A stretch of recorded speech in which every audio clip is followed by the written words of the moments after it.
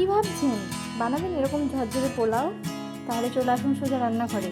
এই গরমের মধ্যেও পোলাও খেতে ইচ্ছে করছে, কিছু করার নেই। ইচ্ছে যখন করছে তখন টুক করে একটু বানিয়ে নেওয়া যাক। আমি চলে এসেছি সোজা রান্নাঘরে এবং 2 কাপ চাল নিয়েছি আমি এখানে। কাপটা আপনাদের পরে দেখিয়ে দিচ্ছি। গোবিন্দভোগ চাল নিয়েছি আমি এখানে। ব্যাস, গোবিন্দভোগ চালটা নিয়েছি একটা বাটিতে। তারপর আমি ধুয়ে নিচ্ছি এটা ভালোভাবে, কিন্তু এটাকে হালকা হাতে ধুয়ে নেবেন। যতটা সুন্দরভাবে ধোবেন ততটাই কিন্তু খেতে সুন্দর হবে, কারণ ধোয়ার উপরে ডিপেন্ড করছে আপনার রান্নাটা।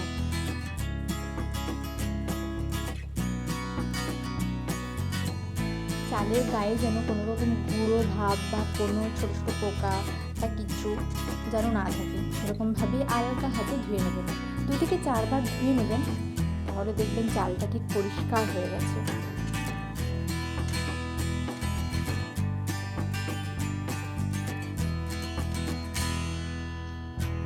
দেখুন চালটা আমার ধোয়া হয়ে গেছে, আমি এরপর জলটা ঝরিয়ে নিচ্ছি।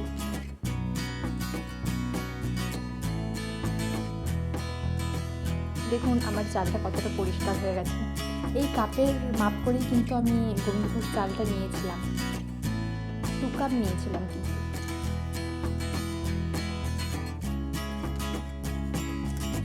তারপরে কিন্তু এই থালার মধ্যে আমি ওই গোবিন্দভোগ চালটা মিলে দিয়েছিলাম। দেখুন কতটা ঝরঝরে হয়ে গেছে, একদম কিন্তু এক ফোঁটাও জল থাকবে না, সেরকমভাবেই শুকিয়ে যাবে জলটা। ধুয়ে তারপর একটা বড় জায়গার মধ্যে মেলে দেবেন। দেখুন আমি এখানে আদা আর লঙ্কাটাকে পেস্ট করে নিয়েছি, লাগছে কাজু কিশমিশ আর গোটা কিছু গরম মশলা। এখানে আমি ঘি নিয়েছি, ঘিটাকে একটু গরম করে তার মধ্যে আমি হলুদ দিয়ে দিয়েছি। ঘিয়ের মধ্যে হলুদটা দিলে না কালারটা আপনার দারুণ আসবে। তারপর ওই ঝরঝরে যে চালটা ছিল তার মধ্যে কিন্তু আমি এটাকে মাখিয়ে নিচ্ছি এখন। আপনারা চাইলে হলুদটা পরেও ইউজ করতে পারেন, কিন্তু গরম ঘিয়ের মধ্যে হলুদটা দেবেন, দেখবেন আপনারা খেয়ে কতটা সুন্দর হয়েছে, কালারটা দারুণ আসে, এটুকু তোমাদের বলতে পারি।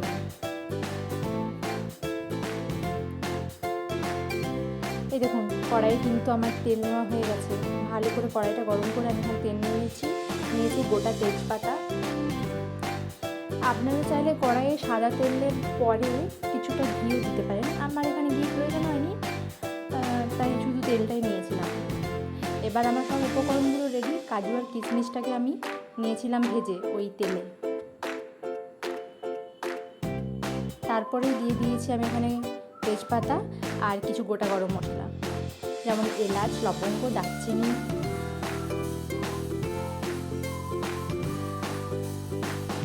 পুরো বাসন্তী পোলাওয়ের মধ্যেই লুকিয়ে আছে এই মশলাগুলোই, তার ঘ্রাণটা। গরম মশলাটা ঠিক যতটা পরিমাণ করে আপনি দেবেন, এই ঘ্রাণটা আপনার বাসন্তী পোলাওতে ঠিক ততটাই বেরোবে। এখন আমি আদা আর ওই যে লঙ্কার পেস্টটা বানিয়েছিলাম অল্প করে, সেটাই আমি এখন এই তেলটাকে ভেজে নেব।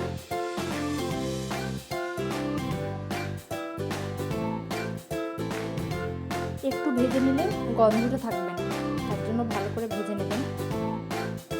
আপনারা চাইলে চালের সাথেও ভাজতে পারেন, কিন্তু আমি আগেই ভেজে নিচ্ছি একটু।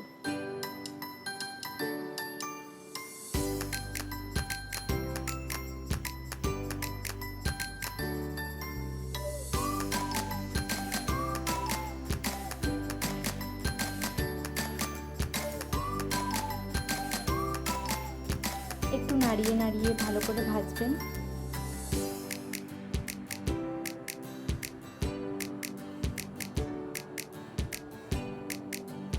ব্যাস, গ্যাসের ফ্লেমটা কিন্তু আপনাকে লক্ষ্য করতে হবে, গ্যাসের ফ্লেমটা কিন্তু মিডিয়াম টু লোয়ে থাকবে।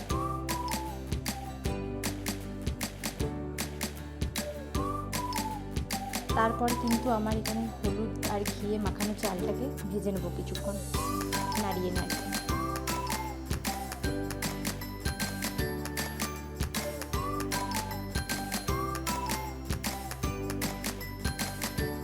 প্রচণ্ড গরম পড়েছে, তো কিছু করার নেই, গরমের মধ্যেও যেন ইচ্ছে করছে একটুখানি বাড়িতেই কিছু বানিয়ে খাই।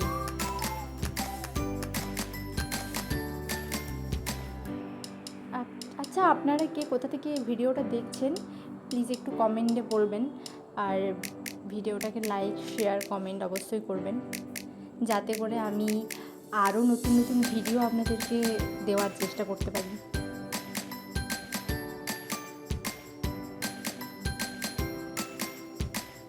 এই কাপটা দেখছেন, এই কাপটা কিন্তু আপনারা জল মেপে দেবেন। যতটা চাল নিয়েছেন ততটা ডবল কিন্তু আপনারা এখানে জলটা ইউজ করবেন। এটা কিন্তু খুব গুরুত্বপূর্ণ একটা পার্ট। আমি নিয়েছিলাম 2 কাপ চাল, আর আমি কিন্তু এখানে 4 কাপ জল দেবো। বুঝতে পারলেন ব্যাপারটা? এই ব্যাপারটা যদি আপনারা খেয়াল না করেন না, তাহলেই মুখ করবে গন্ডগোল।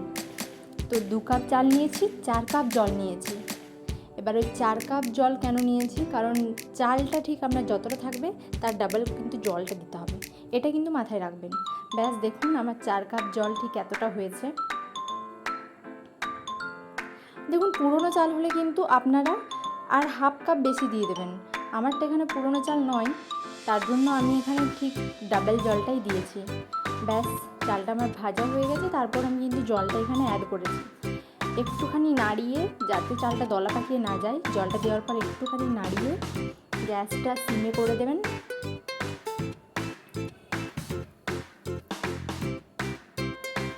আর একটা কথা বলে দেওয়া ভালো, এই জলেই কিন্তু আপনারা যখন সেদ্ধ করতে দেবেন তখন কিন্তু নুন আর চিনিটাকে পরিমাণ মতো দিয়ে দেবেন। দেখুন আমার কিন্তু হয়ে গেছে এখানে বাসন্তী পোলাও রেডি। আপনাদেরকে খুলে দেখাতে পারলাম না, তো নুন আর চিনিটা পরিমাপ করে আমি ঠিক টাইমে আবার ভুলে গিয়ে মোট দিতে এসেছিলাম। তো তারপর আমি ঢাকা দেওয়ার পর দেখুন এই অবস্থায় এসেছে।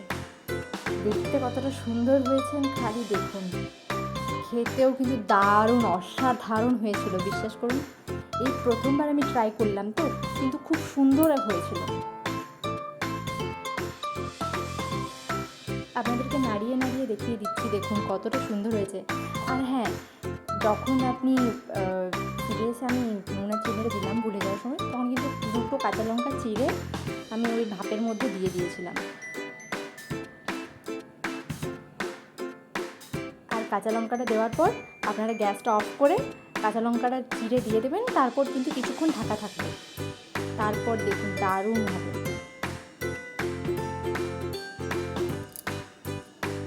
Thanks for watching. আপনারা বুঝতেই পারলেন কীভাবে আমি বানালাম। Thanks for watching, tata.